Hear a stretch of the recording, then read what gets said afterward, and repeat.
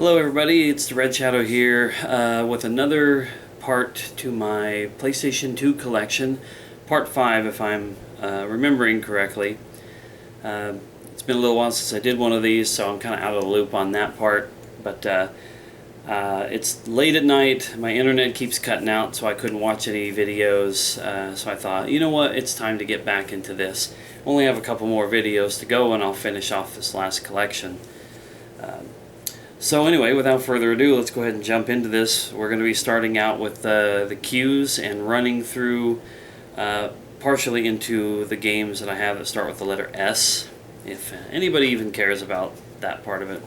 Anyway, first game up here is Quake III Revolution. I'm not a big Quake fan. I haven't played this. This was just sort of a cheap pickup that went into my collection. And then up next we go to Radiata Stories. This is one of my favorite PS2 RPGs. I did a video on this in my favorite game series, so check that out if you want to know more. Then we have Ratchet Deadlocked. I'm not a big fan of the Ratchet series. I managed to get this game in a lot of sealed games that were mostly greatest hits. This is sealed and never opened. Eventually I'll pick up all of those games just for the collection purposes, but something about the Ratchet & Clank series just didn't do it for me. I was much more of a Jak and Daxter guy. Up next is Raw Danger. This is kind of like a sequel, or at least a spiritual successor to Disaster Report. Really good game, very obscure. A lot of people don't know about it or pass it over as a budget title. Up next is Red Dead Revolver. This is the prior game in the Red Dead Redemption line from Rockstar. This is a good game, but Red Dead Redemption just blew that one away on all levels. We have Red Faction and Red Faction 2, a couple of first-person shooters from the PS2 days that I haven't really ever played. And we have Red Ninja, End of Honor. This is from a batch of PS2 games that I was tracking down recently. They just looked really, really good. They were decently priced, and they were all heavily Japanese influenced. And we have some pretty common games here. Resident Evil Code Veronica X. This is a sealed greatest hits copy. I have played this game a little on the Dreamcast and a little of the PS2 version in the past. I never did complete it. I think it was the only one from the first Resident Evil up to 4 that I haven't completed, to be honest. And speaking of 4, I have Resident Evil 4. This is just your standard PS2 copy here. But I also managed to pick up this Steelbook Premium Edition. Really nice copy, really fair deal as far as I was concerned, so I ended up picking up this one, and I'm going to keep them both, since to me and a lot of other people this is kind of where the Resident Evil series ended as far as quality was concerned. Alright, up next is a game called Ribbit King. I don't know much about this one. It looks kind of silly, kind of like a kiddie game. But I don't know much about it. I haven't played it.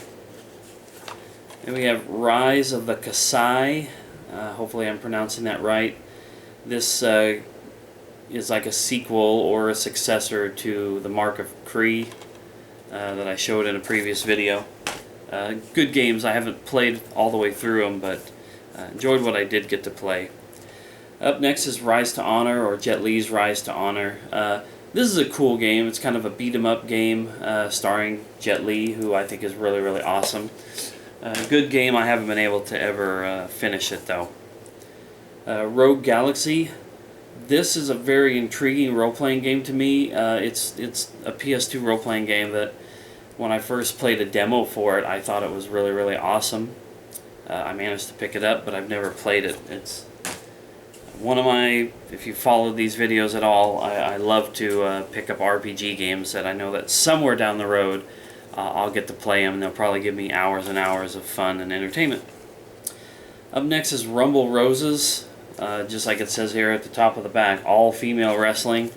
I don't know, looking at the screenshots, it just looks silly. Kind of reminds me of like the Dead or Alive volleyball game, kind of just there for TNA purposes. Rune, Viking Warlord. I have not played this game. Picked this up within the last few months just because it was cheap. Up next is Samurai Legend Musashi. This is a sequel or a successor to Brave Fencer Musashi from the PS1, a game that I really enjoyed. I've only played a little bit of a demo on this. It had an interesting visual style, but I haven't had a chance to really get into that one. Samurai Western, harkening back to Red Ninja End of Honor. This is just another one of those games that I picked up earlier this year just because it looked different. It wasn't too expensive, and it kind of had a Japanese flavor to it. And here's a game that I really enjoy, Second Sight. This one, I think I mentioned something when I showed off PsyOps, the Mindgate Conspiracy, but there were a couple of games that came out that allowed you to do like telekinetic abilities and whatnot that were done really well. This and PsyOps being those two games. This is a really good game. I haven't completed it though. Up next is Sega Superstars Tennis. This was just kind of a collection pickup. Not a big fan of things like this. Mario Tennis, Mario Golf, all these little silly mascot games where they take on sports titles or whatever. Just not my cup of tea. Up next is Seven Samurai 20XX. I'm not sure how that's supposed to be said, 20XX or 2000XX or something like that. But this falls in line with Samurai Western and all those other games. Cheaper pickup. Got it recently. Japanese influence games. Just look kind of cool. Here we have my favorite PS2 game. My second favorite game of all time. It's Shadow of the Colossus. This is my original Black Label copy. This is the one that I've had since this game came out. I also have a Greatest Hits copy that's a sealed copy that I got in that same lot with Ratchet Deadlock that I showed off earlier. I decided I'd just leave this one sealed. I know it's the Greatest Hits copy.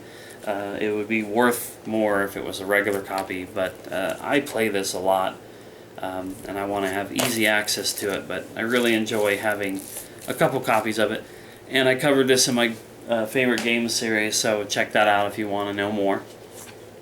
Alright, on to the next big stack here. We have Sean Palmer's Pro Snowboarder.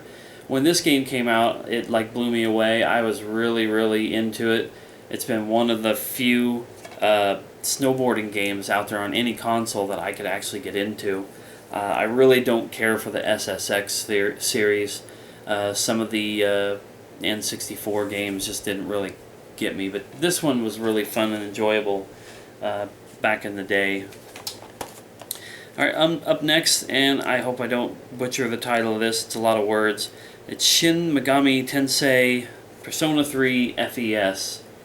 I don't know much about this series. I mean, I've heard of it a million times, but I've never played any of the entries in it. I just managed to pick this one up, I think, earlier this year, because it wasn't too expensive, but I know there are some in that series that are worth a pretty penny. Shining Force Neo, a game that I haven't played, another cheaper pickup. I know there's a few Shining Force games out there. Here's one of my favorite game series, which I covered in my favorite games videos, the first one anyway. So here we have Silent Hill 2, which is a really good game. I played, I don't know, probably about 20-25% of this game a long time ago. Graphically, it's just amazing. A nice upgrade from the first game. I have Silent Hill 2, the Greatest Hits Edition, because of the extras that are included here, which I think were originally in the original Xbox version of Silent Hill 2 that was called Shattered Memories or something like that. It doesn't say on here, but there was a specific version of this made for the Xbox then the greatest hits version for PS2 added that content in. We have Silent Hill 3. This is another game that I've played a little bit of.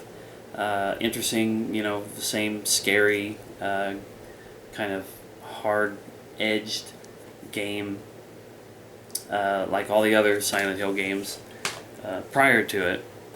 This one, Silent Hill 4 The Room, I played a little bit of a demo once. I do believe that this one was originally going to be another game altogether, and then it ended up being turned into the fourth Silent Hill game. I don't think it's looked at as fondly as some of the other ones. And then I have Silent Hill Origins. This was a game that was originally made for the PSP, and then it got a PS2 port. I played a little bit of this one, and it wasn't too bad. Alright, up next is Simpsons Hit and Run. I have 2 copies of this. I don't know what the story is with that. It's like a lot of the other ones. Probably just a matter of me ordering a second one because I forgot I had it already. Then we have the Simpsons game. This is basically like based on the movie, I think, or it came out around the same time as the movie. I forgot to mention, Hit and Run is a really good game. It's sort of like Grand Theft Auto set in Springfield with your Simpsons characters. It's a really good game. This one, I think, is kind of a inside joke style game. Like it pokes fun at video game industry and whatnot. Although I don't know if Simpsons are all that relevant to that kind of stuff anymore. There are other companies that have made games like that that do a better job. Alright, up next I have a game called Sitting Ducks. I have not played this. This one is a really recent pickup within the last couple of months. I mainly picked it up because Hip Games, the people who made this one, they're the company that made Dog's Life, and that's in my favorite game series, series of videos. So I just thought it's sort of like a goofy looking game with animals. Maybe it'll capture some of the same charm that Dog's Life did for me. And up next we have Sly Cooper and the Thievius Raccoonus, the greatest hits copy, sealed copy, along with Sly 3, Honor Among Thieves. It's also a sealed greatest hits copy. These games came with Shadow of the Colossus and Ratchet Deadlocked in that lot that I mentioned before. Sly Cooper, I have the PS3 HD collection for it, and I'd never really played the games. I sat down to play the first game of that on that version, and main thing that happened to me on that one was those games, even just as far back as PS2, were relentless. Like if you died, like you had to start over way back and go through a bunch of stuff over and over again. I guess I've gotten a little spoiled because I didn't appreciate that much when I kept dying in this one spot. So that's been my experience with the Sly games. Up next here we have SOCOM US Navy SEALs Greatest Hits version. Not a fan of the SOCOM games. Bought and played one of these not that long after they came out.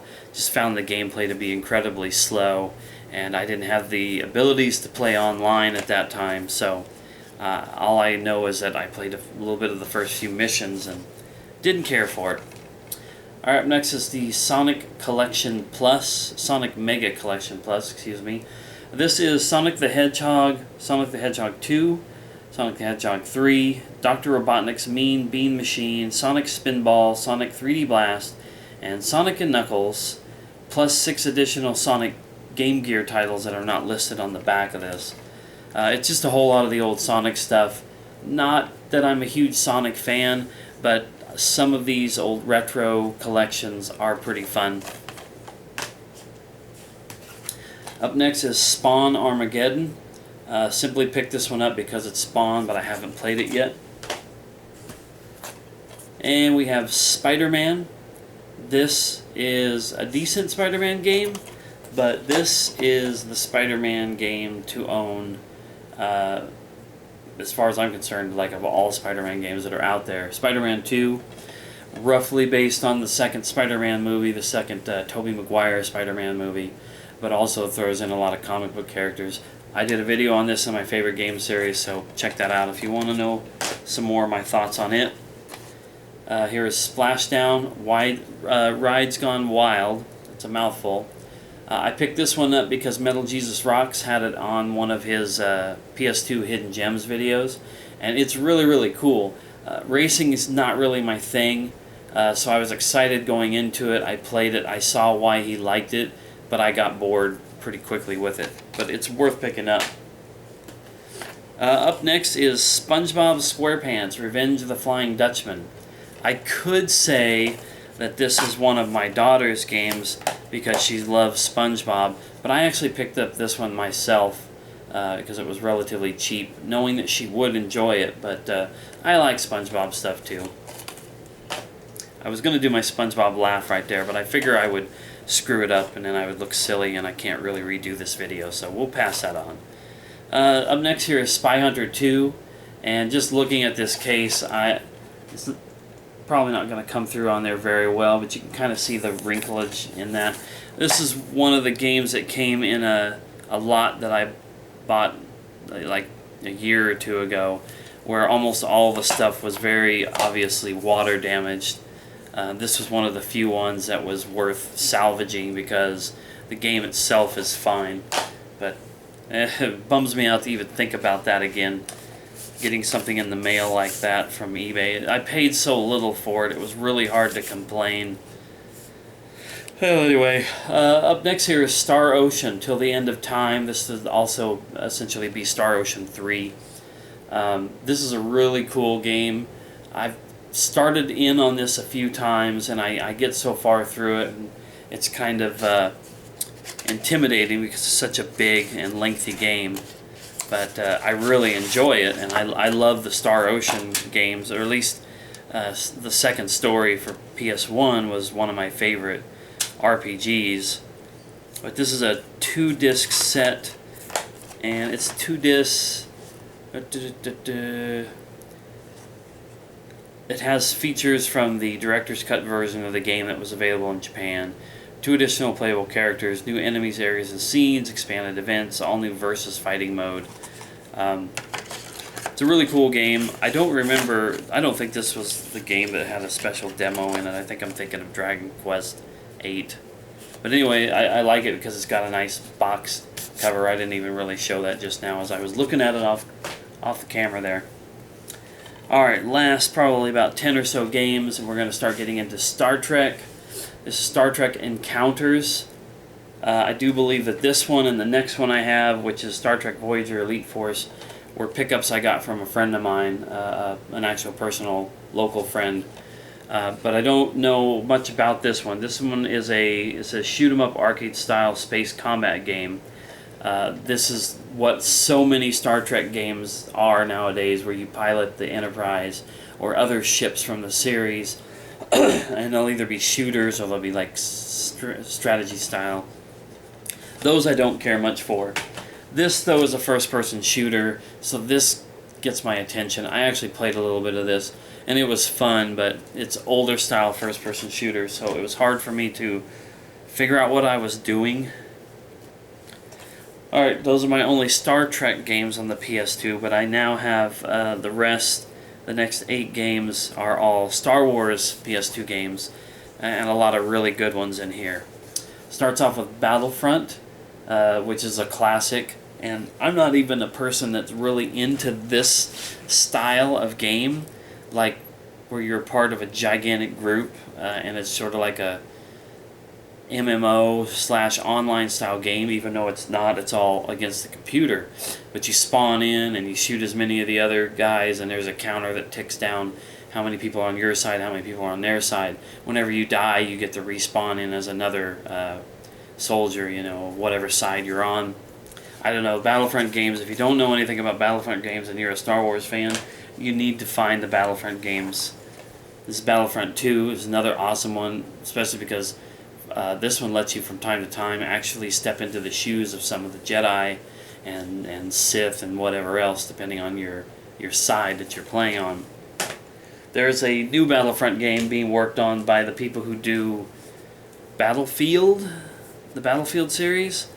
So that should be awesome. It'll be tailored towards modern first-person shooter gamers, though. Anyway, here's a Star Wars Bounty Hunter. This is a really underrated title as far as I'm concerned. This is a game that lets you play as Boba Fett. Jango Fett, because this is a prequel game. But still, it's almost as good as playing as Boba Fett. And you get to use all of his little gadgets and go through sort of like a action-adventure style game. This Star Wars The Clone Wars. I believe I played and beat this game last year, just as for the hell of it. I was like, I'm going to give a new Star Wars game a try that I hadn't played when it came out. And it wasn't bad. You could see some elements of Battlefront in this. And I forgot to mention, this is a pandemic game. I'm a big fan of pandemic games. This one, The Clone Wars, is not on the front, but on the back. It's pandemic. This came out before Battlefront. And like I said, there's some of the elements of Battlefront were evident in this game. Alright, up next is Star Wars Episode III, Revenge of the Sith. This is just your typical movie-based game, so it's okay, but it's not as good as like some of the previous mentioned titles. And they have Star Wars Starfighter and Jedi Starfighter. These are basically flying games. I haven't tried these. I haven't really gotten into these. But if I had to try to compare them to anything, I guess I would say like Rogue Squadron and Battle for Naboo from the N64. They're kind of sort of along those lines. And then the last game here in my PS2 Star Wars collection, and the last game for this video, is Star Wars Racer Revenge. This is like a Phantom Menace style racing game from the pod racing style. And I don't know how this compares to some of the other pod racing games. I know that there are some really big fans of the N64 Pod Racer. I think that's the name of it. It was Episode 1 Pod Racer. So I don't know how this compares to all that.